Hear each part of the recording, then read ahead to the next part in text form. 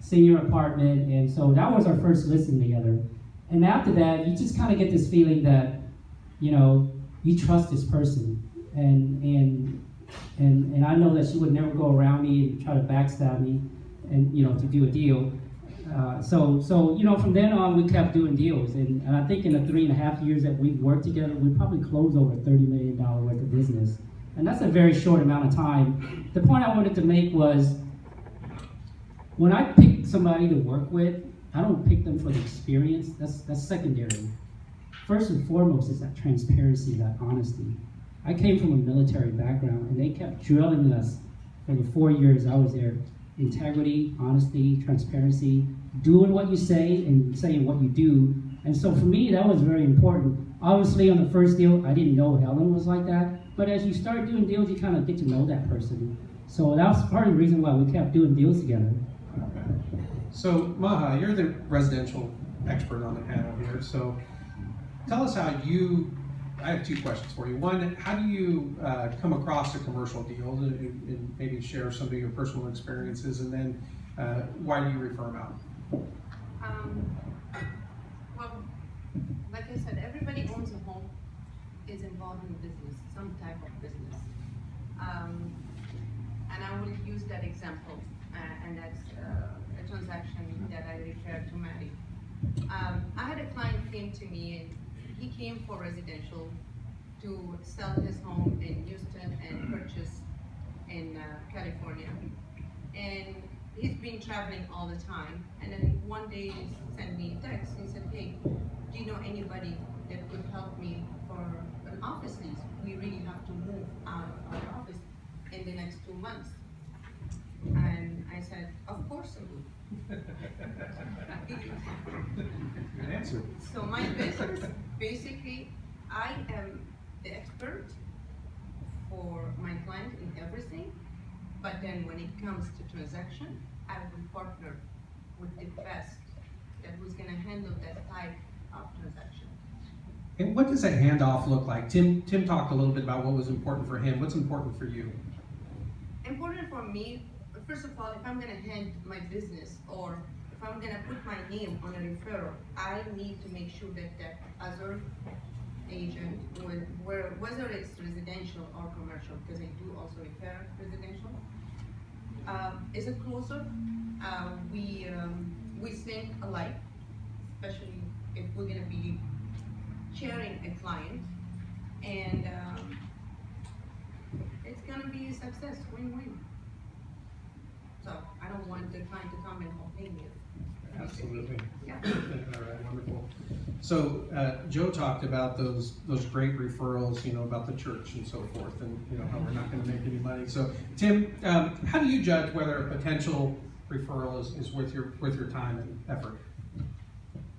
Actually, every referral is important and is worth our time. The question is, number one, do you have the experience to handle that referral? And number two, do you have the capacity to handle the referral? So with that being said, we get a lot of referral business from lenders as well as residential agents. And recently, we've gotten referrals for marijuana usage. Right? I mean, you guys all know marijuana is legal, illegal, however you want to view it at a national level. It's illegal. In the state of California, it is legal. So we have people come to us, and they literally have stacked with suitcases of just money, and they just want to buy a building or lease a building. Well, as a company policy, there's nothing wrong with marijuana. If you choose to use marijuana, that's your choice. But as a company policy, we don't take any marijuana deals because, number one, we don't know the marketplace. Number two, we don't know whether the city will allow you to use that. So we just kind of shy away. So in a referral like that, we would say thank you, but we'll pass it on to somebody else. Another one that's difficult to do, even though it's very possible, is daycare, church. Those kind of usage requires a lot of city just approval, zoning, just all kinds of different things, neighbor, parking. So we've done deals like that before, but we try to be a little bit more realistic about them when we get those type of referrals. So yeah, all the referrals are important, but you have to weigh the effort, the experience versus what are you getting out of it? Is there a learning knowledge, right, or something like that? Perfect. All right, Helen, we hear a lot about foreign buyers entering the residential market, but maybe you can talk about their impact on the commercial market right now.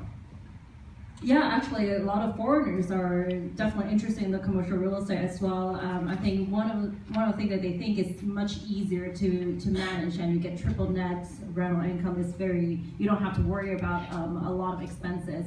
As a matter of fact, we just closed one deal. Is that the sellers were from Hong Kong, and she found a few commercial brokers in the area through online, and just start emailing everybody and interviewing us over email. She has tons of questions on the email.